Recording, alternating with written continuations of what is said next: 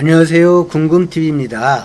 미 하원 의장 펠로시가 대만을 방문하면서 세계 이목을 한순간에 집중을 시켰는데, 우리나라 언론에서는 어제부터 오늘 아침까지 현재까지도 상당히 많은 보도량을 쏟아내고 있죠.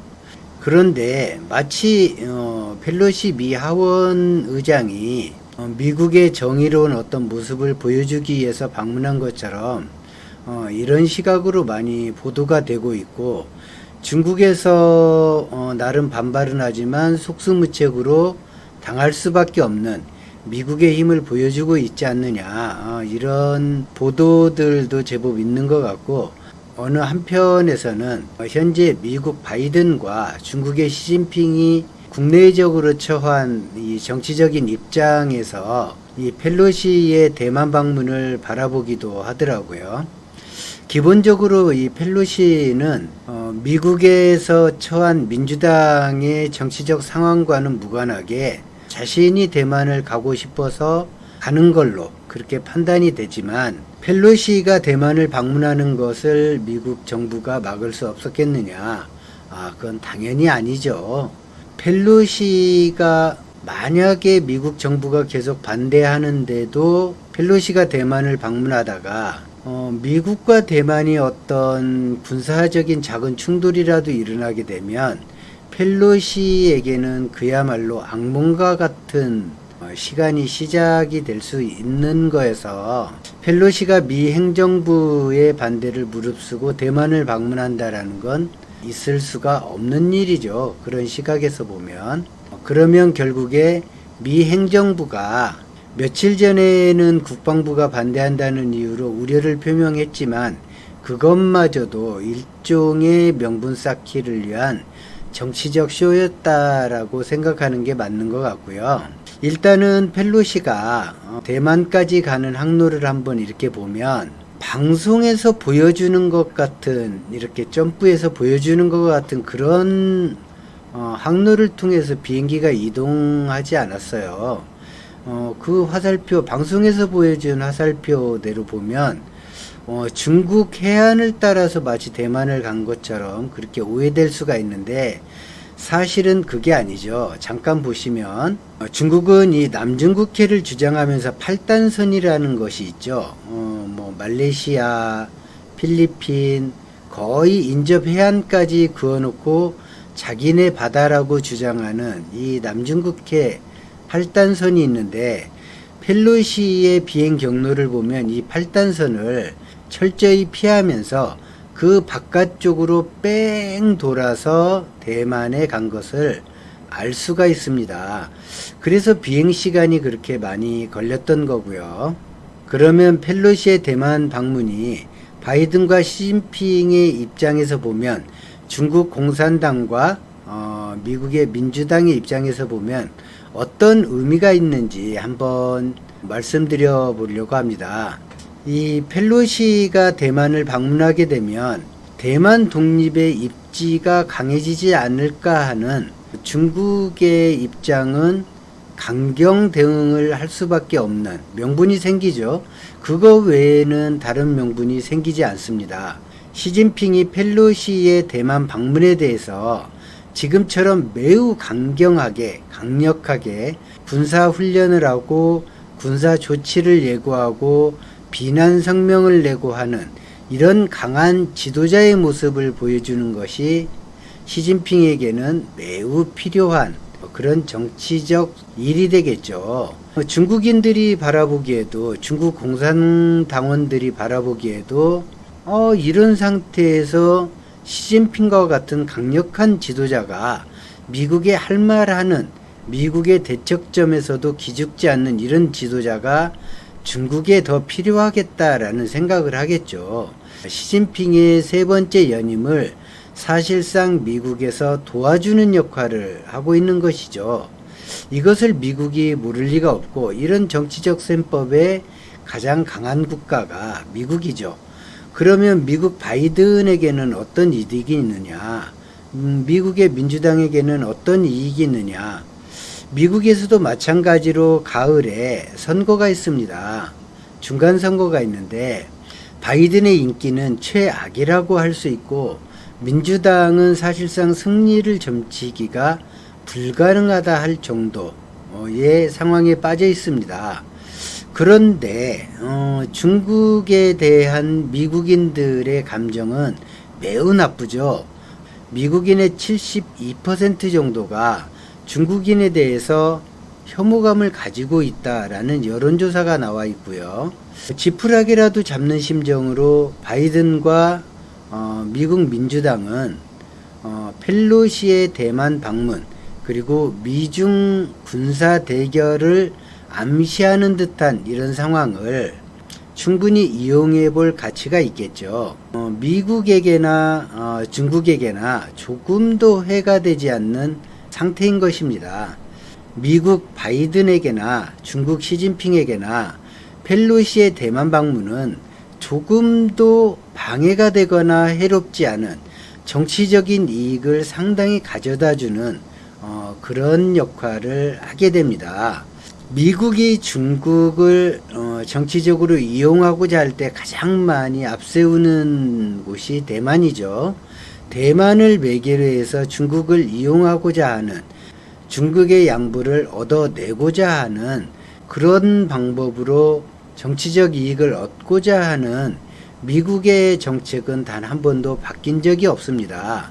반면에 중국이 미국으로부터 양보를 얻어내고자 할 때 이용하는 대상은 북한이죠. 중국은 북한을 이용해서 미국의 양보를 얻어내려고 하고, 이 얘기를 반대로 얘기하면 미국이 북한에서 원하는 것이 있을 때 중국에 부탁을 하게 되고, 중국은 북한에 모종의 지원을 약속하면서 미국이 원하는 북한의 작은 어떤 행동들을 보여주게 되는 것이죠. 그러면 우리 대한민국은 어떠느냐? 지금 상태에서는 동네 북이 되고 있죠. 우리나라가 동네 북이 되고 있다. 이런 표현을 하는 제 심정이 참 참담합니다.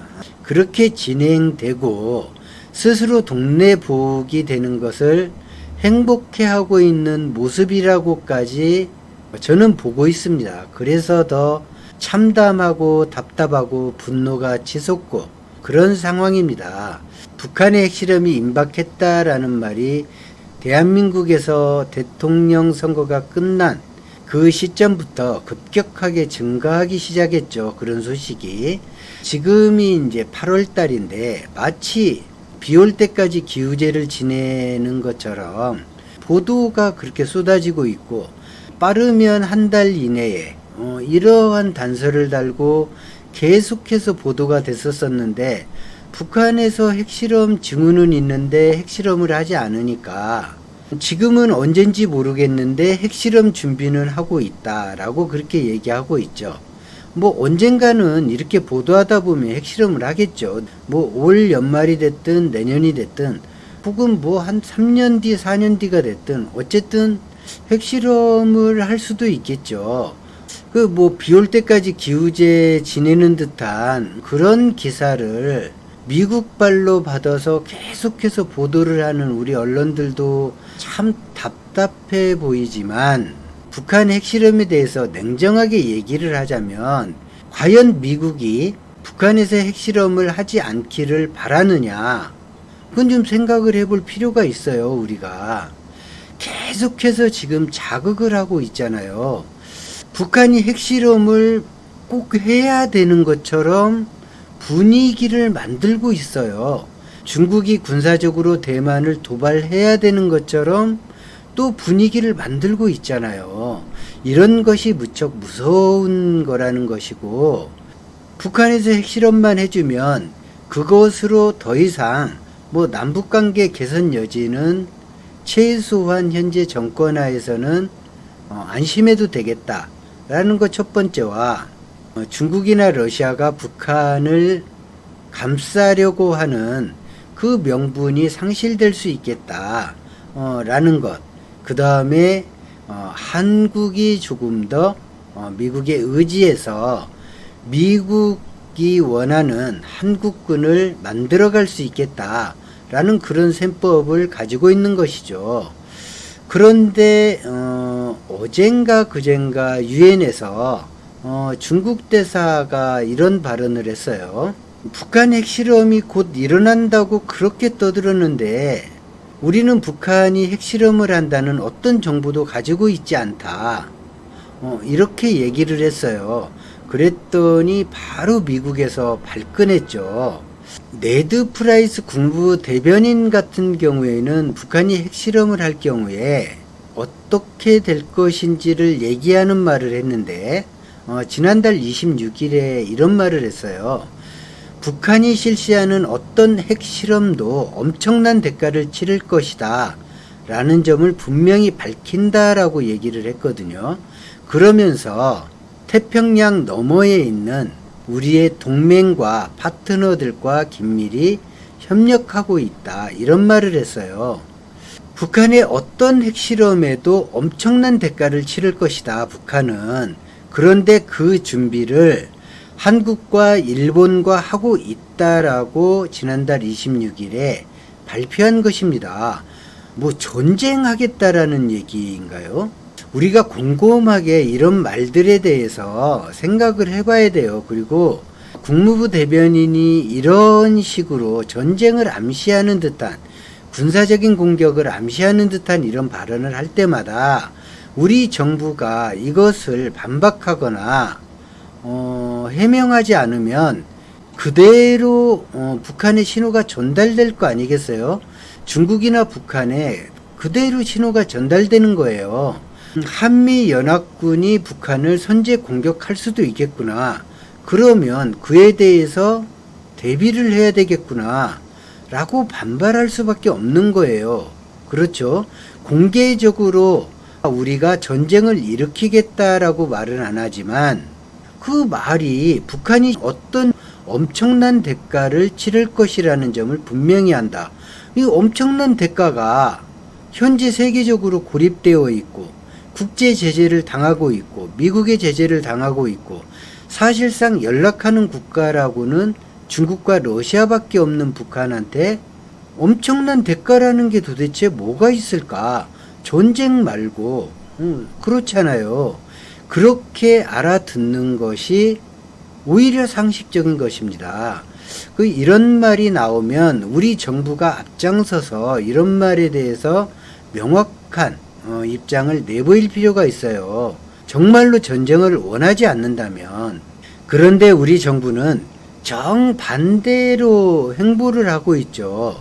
저는 이 점이 너무나 걱정스러운 거예요. 지난달 13일에 박진 외교부 장관이 미국을 방문을 해서 국무부 외교청사에서 기자회견을 했었는데 그 자리에서 이런 말을 했죠. 북한이 핵실험을 강행할 때 더 강한 제재와 고립에 직면할 것이고 미국과 한국은 이것을 준비하고 있다라고 얘기를 했죠. 근데 이 발언에 앞서서 미 국무부 대변인 네드 프라이스가 아까 얘기한 강력한 대응을 할 것이다 라는 말을 했거든요. 그러니까 이런 발언을 완화시키는 게 아니라 불난 집에 기름을 붓는 거와 같은 역할을 우리 지금 외교부 장관이 하고 있다라는 것이죠. 이런 행보가 너무나 걱정되는 거예요. 윤석열 정부나 국힘이 보수라고 하는 이념을 정말 잘못 생각하고 있는 것 같아요. 보수는 국가 안전이 최우선입니다. 국가 안전에 가장 위협이 되는 것이 군사적 충돌이고요. 근데 군사적 충돌을 자꾸 암시하면서 군사적 긴장 관계가 높아지고 있으니까 미국과 더 안보를 튼튼히 해야 되고 일본하고 군사 동맹체와 같은 그러한 관계를 가져야 된다. 이런 개소리나 하고 있는 거예요. 싸울 필요가 없는 평화 상태를 유지하면서 아니 드러내지 않고 자주국방 태세를 확립하면 그것이 가장 좋은 것이지. 군사적 긴장감은 최고조로 올려놓고 풍선에 바늘을 갖다 대는 것처럼 그런 위험한 상황을 자꾸 만들면서 안보가 불안해지고 있다. 이건 북한 탓이다. 이런 식으로 남북관계를 가져가면 동네 북이 될 수밖에 없는 거예요. 누가 대한민국의 말에 귀를 기울여 주겠어요.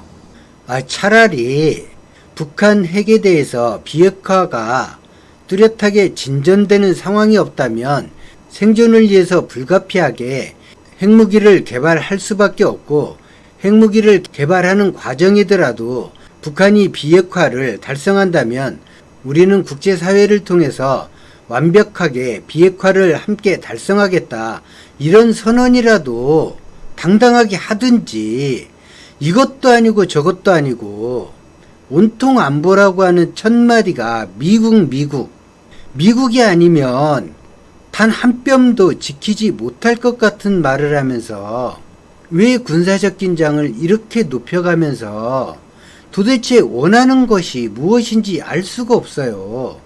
전쟁이 나면 우리 한민족만 개작살 나는 거예요. 미국이 무슨 피해가 있고 일본이 무슨 피해가 있어요. 우리는 당사자인데 왜 미국 국무부나 백악관에서 1950년대와 같은 그 정도의 피를 흘릴 정도로 끝나지도 않아요. 남북한 군사력이 우크라이나 정도 되는 전력도 아니고 러시아와 대등하게 맞서 싸울 수 있다라는 평가까지 받는 마당에 이 좁은 국토에서 어느 정도 파괴될지 한번 생각을 해보고 남북관계를 가져갔으면 좋겠어요. 남북전쟁이 일어나면 미국이 무슨 피해가 있고 일본이 무슨 피해가 있어요. 우리만 개작살 나는 거예요.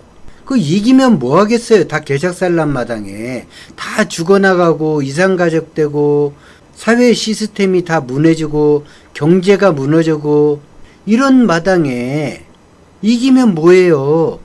미국에서 설령 그런 말을 하더라도 우리가 그건 아니다, 우리는 전쟁을 원하지 않는다. 오늘 영상은 여기까지 하겠습니다. 시청해 주신 여러분 고맙습니다.